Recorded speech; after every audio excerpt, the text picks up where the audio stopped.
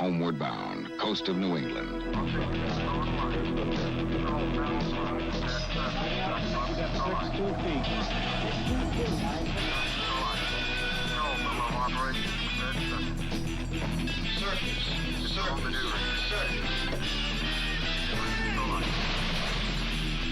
The Navy. See a recruiter or call toll-free. It's not just a job, it's an adventure. Man Battle Stations missile for WSRT. Spin up all missiles.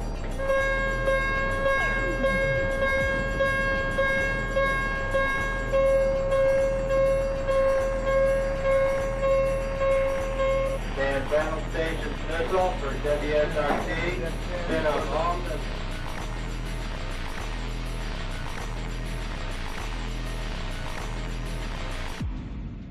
So maybe I mentioned this, maybe I didn't. As I put this together, it has a twin purpose. Its primary purpose is for my son, so that my son, who is now 6, will have some history of what I did and who I am and why I did it and those sorts of things. And so there's that element, plus there's the element of wanting to preserve, I guess. I spent a lot of time working with World War II vets, Korean vets, and especially Vietnam vets, and getting their stories down, because I think that's so important. And then one day it just sort of dawned on me a couple of weeks ago, as I mentioned on my show, that our stories are important too.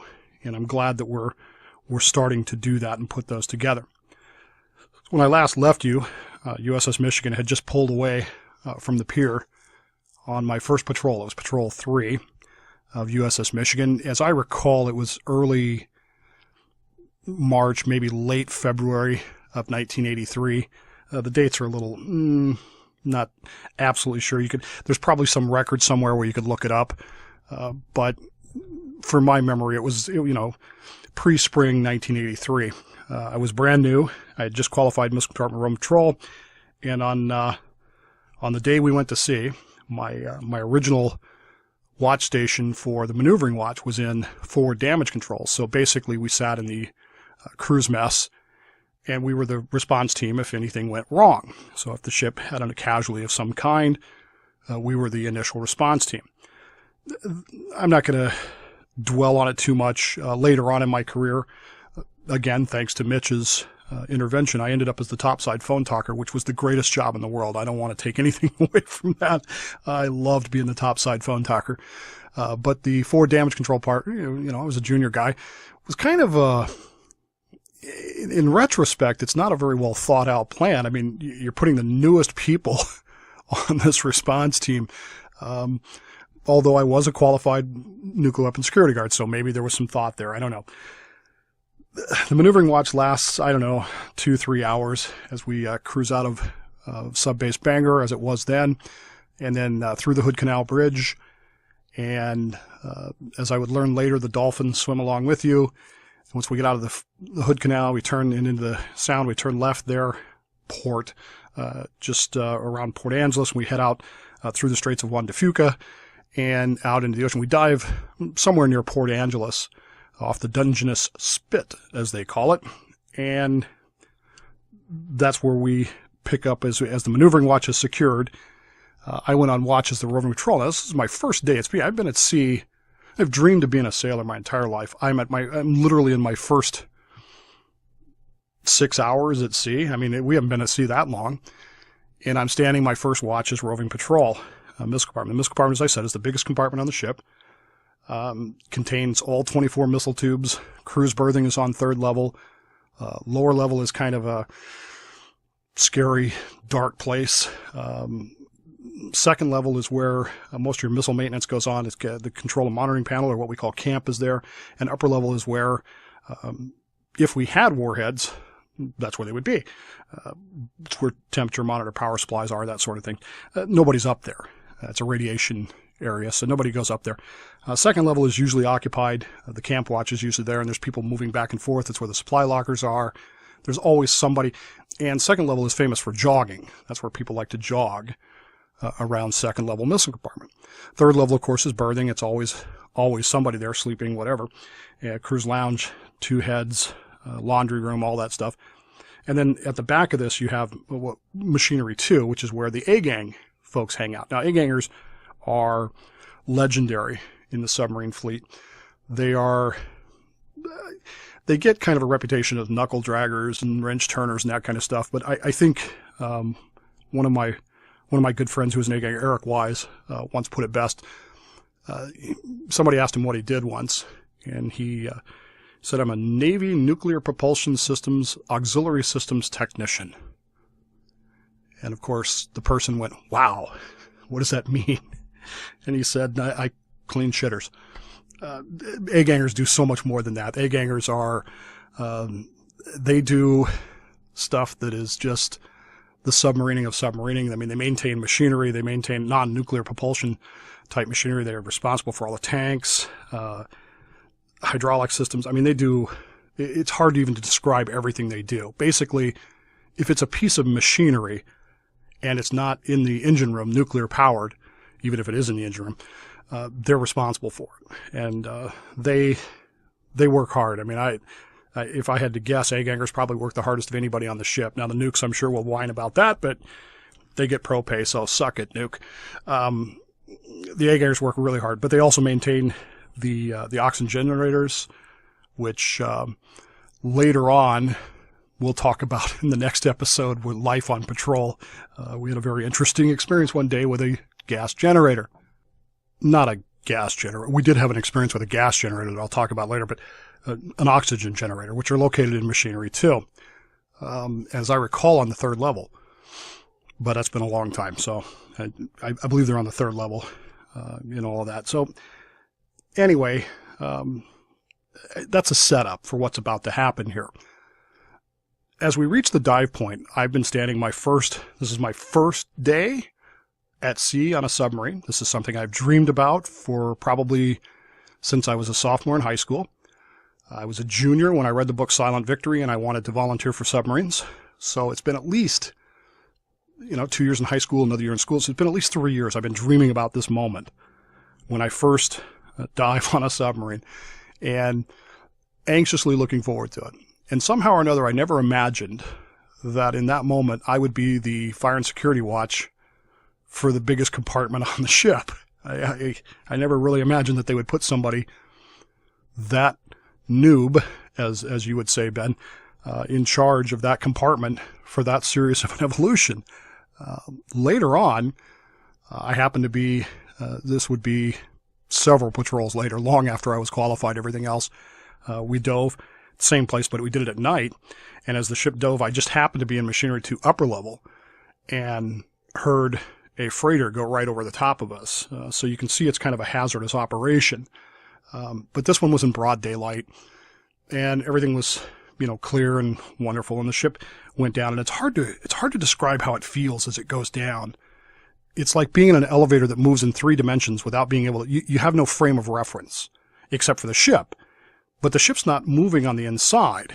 So your inner ear is telling you that things are moving, but you can't see them moving unless there's something dangling from the overhead or something, and you can kind of see things swing back and forth. That's really the only visual cue you have for it. So as the ship slips under, and you can hear the water, and you feel the difference in the way the engines are pushing, and you hear the swish of the water outside the hull. You start in upper level because I don't know why, I just did. And you make a real quick round. You're looking for, water coming into the people tank. This is a bad thing. You want to make sure everything is secure. The ship is rigged for dive. So you do the first level. You go down to second level. Although second level, you don't worry quite as much because there's not as many hull penetrations. Third level is berthing. You just kind of want to make sure everybody's okay.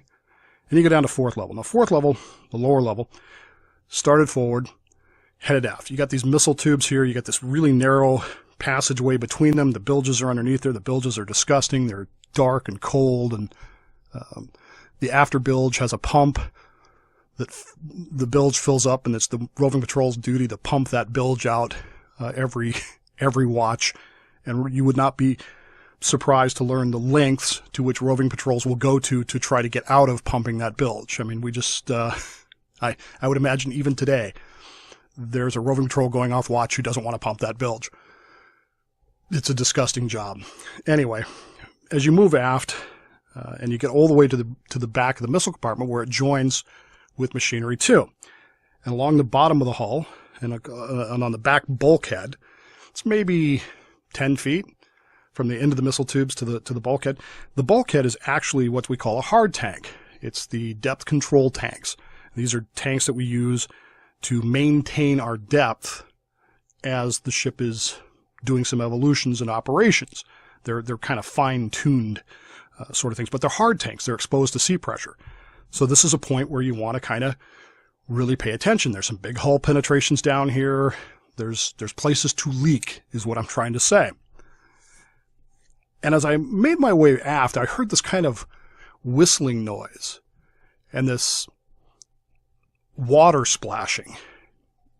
And your first instinct is to go, oh, that's a sound I've not heard before. And you kind of pick up the pace and you go back and you go back. And as I get to machinery 2, as I pass the last 2 tubes there, 23, 24, I can see in this bright light of machinery 2 lower level, I can see water spraying everywhere. And it looks to be along the seam of the depth control tank.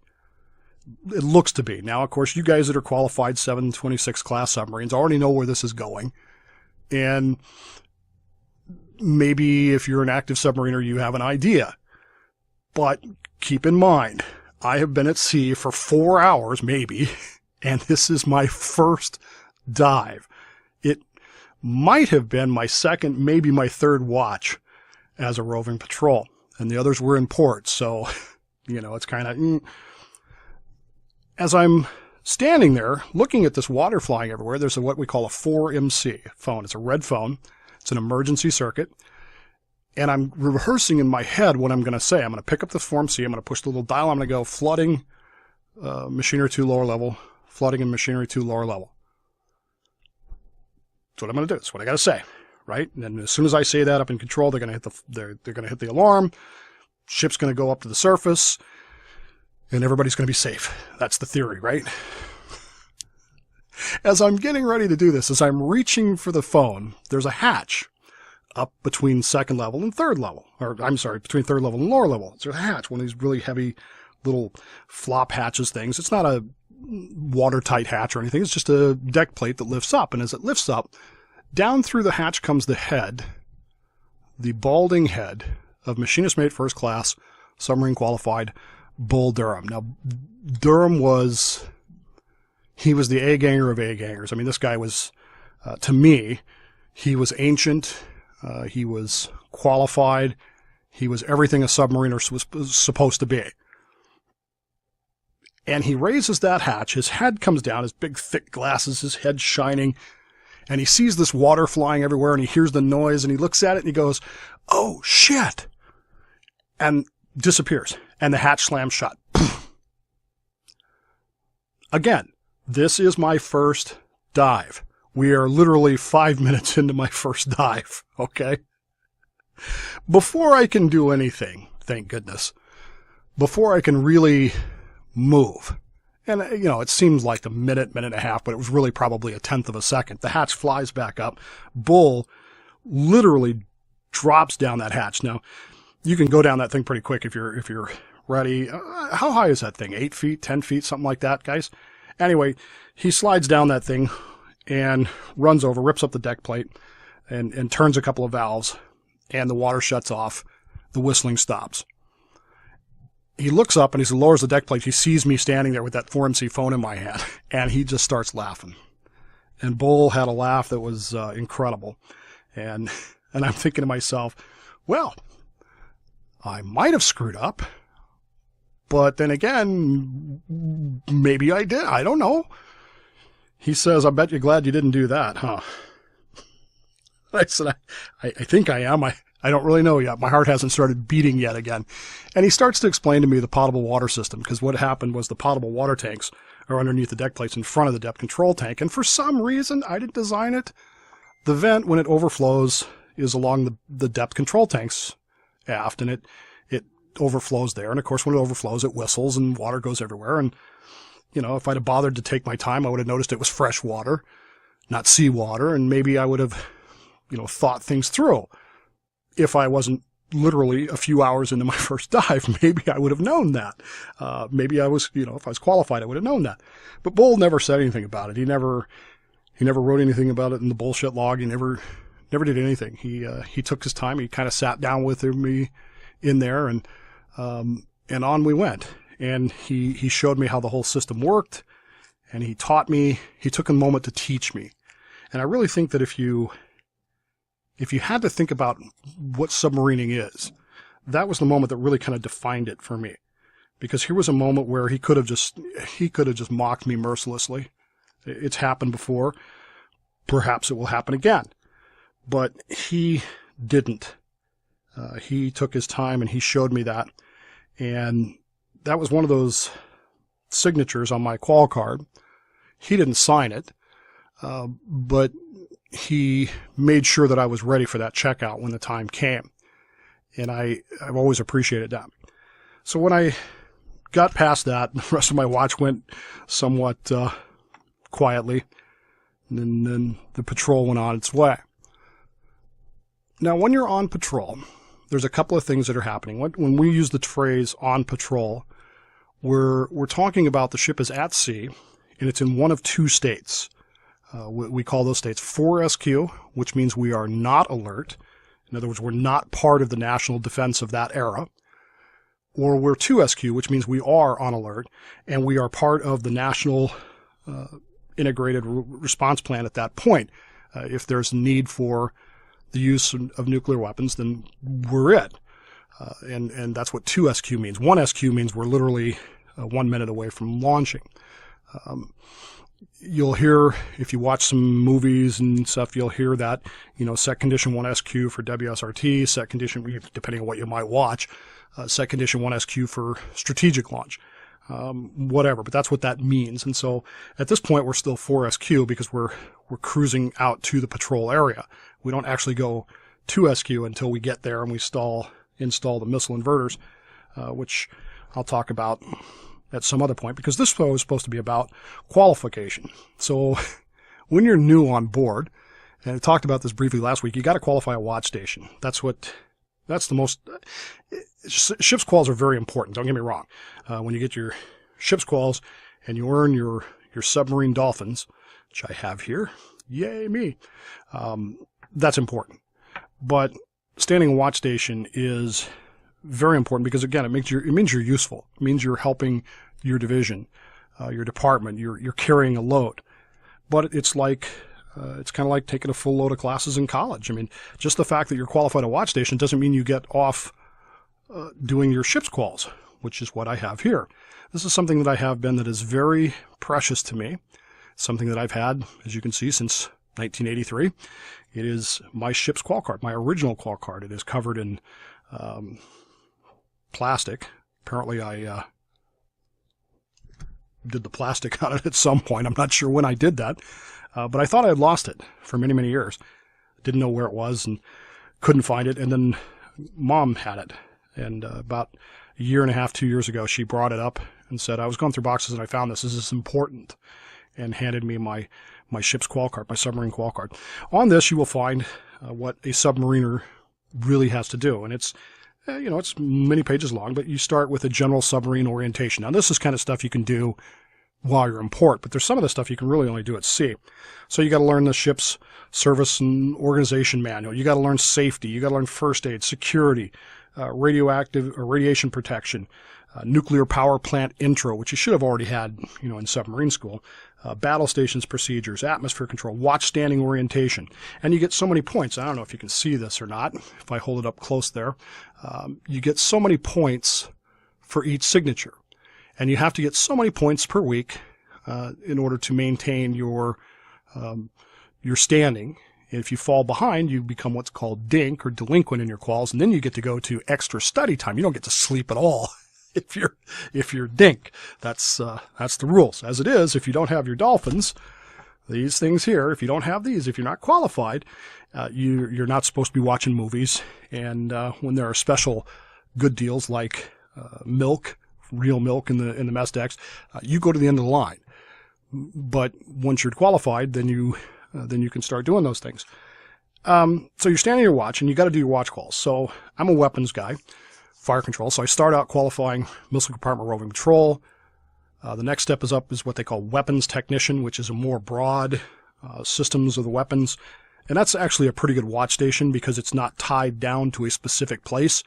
You're kind of the weapons department gopher for 6 hours at a time. And so when I finally qualified weapons tech, we used to spend a lot of time down in the torpedo room just because I had a good friend down there, Tim Smith, and would hang out down there. And I actually, at one point in my career, went 4-section weapons tech, which was awesome. I had the mid-watch, which I love.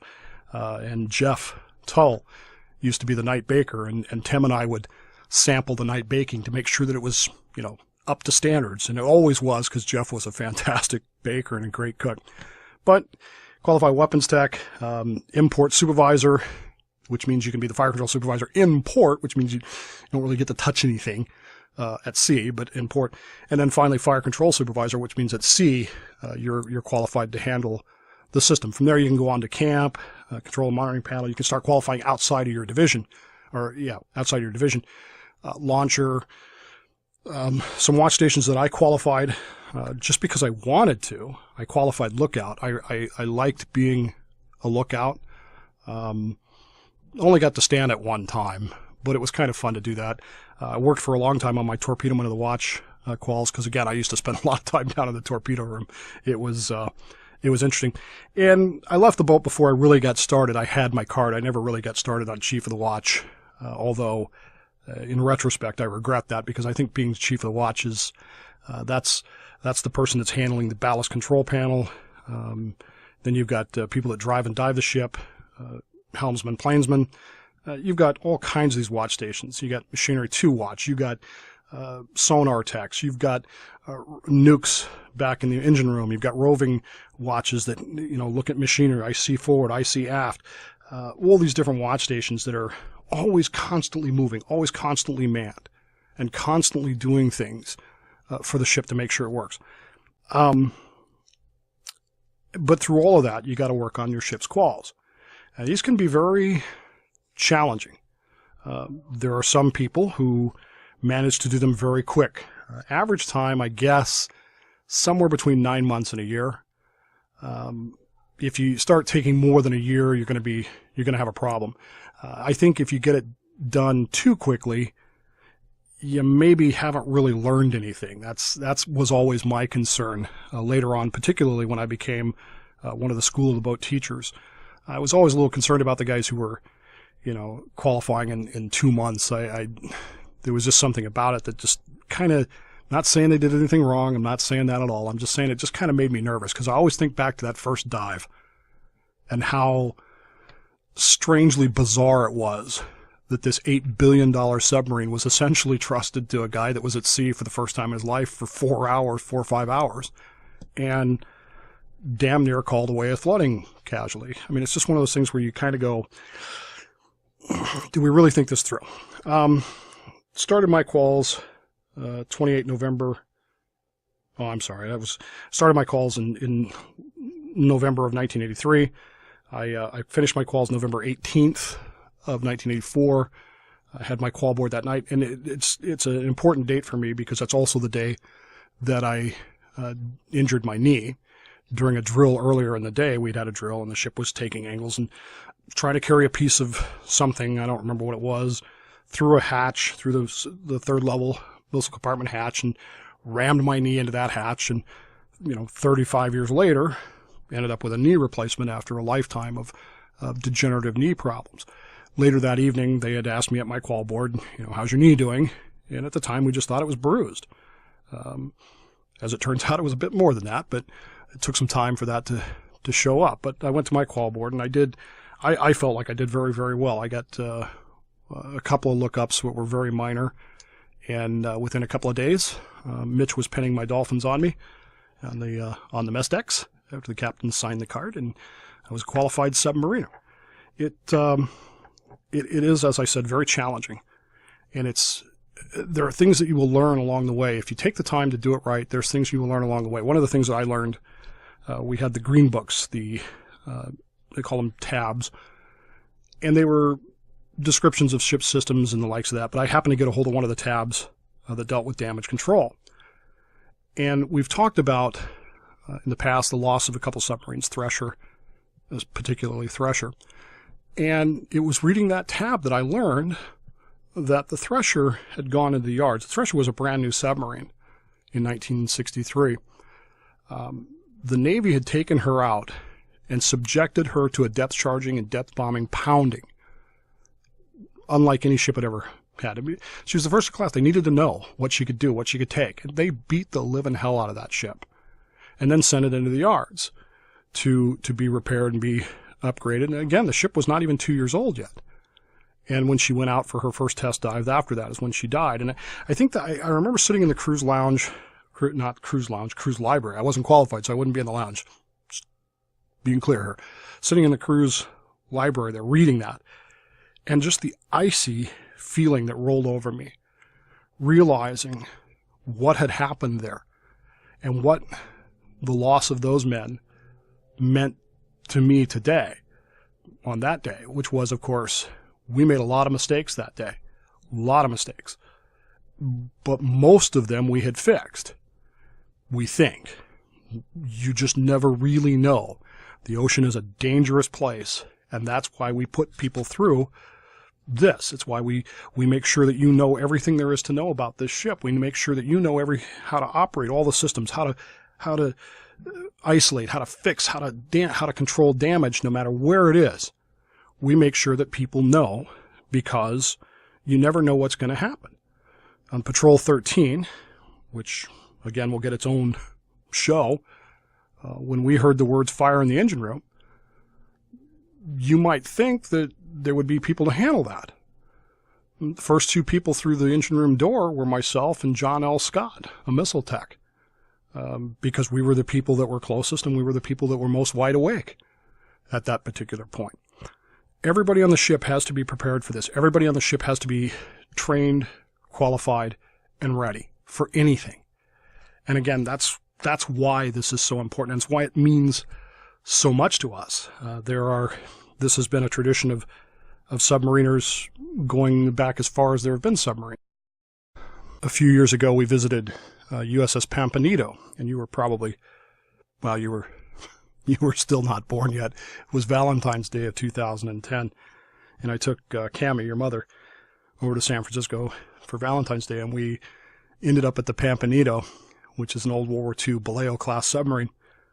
And it was an interesting day because they were pumping sanitaries, and I was standing there going, "Smells like home," and your mom was running to the pier because she was getting sick. At any rate, there was a docent there that had qualified back in World War II, and he had his qualification notebook, his card, his drawings from his days back in those days. And he and I sat at that table in the cruise mess on that boat for probably a half an hour, 45 minutes, just going through them.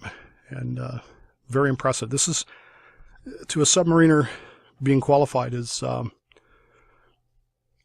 it really is a mark of honor. It's a mark of brotherhood, and it's a mark of importance. And it's something that we carry with us for the rest of our lives. Someday, when I'm gone, you will have these, but you will not wear them. You will never wear these unless you go and qualify submarines. You don't wear them unless you qualify. You don't wear them to honor me. You don't wear them to honor anybody else. You can tell people you were a submariner, or I was a submariner, but until and unless you get one of these completely filled out, you don't put those on anything. That's my advice to you, because we don't cotton weld to that kind of thing as it stands out. It would take me into my second patrol to finish my ship's quals, but for the most part, they moved along fairly simply. My weapons quals went. I don't remember any great difficulty with my weapons quals. There was a moment where my ship's quals kind of got away from me and started overwhelming me. And I mentioned Chief Long last week. It was interesting to me. It's still interesting to me because of all the people on the ship. He was the one that pulled me aside into a private room, the ship's office, closed the door, and we had a chat. And it could have been a very demeaning chat. It could have been a very angry chat, but it wasn't. It was a very encouraging chat. And it was something that I will always remember about Chief Long Comma Dick in that moment, and it was something very important. So your quals are underway. The ship is underway. What's it like to live on a submarine on patrol? Well, you'll have to tune in next week to find out.